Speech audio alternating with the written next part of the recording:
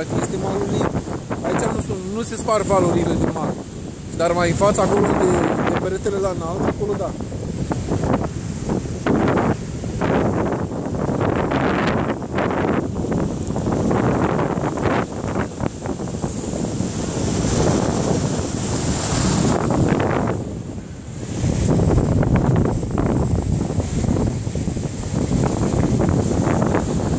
Nu avem voie să venim cu căței. Între 1 mai și 30 septembrie nu avem voie să venim cu căței aici.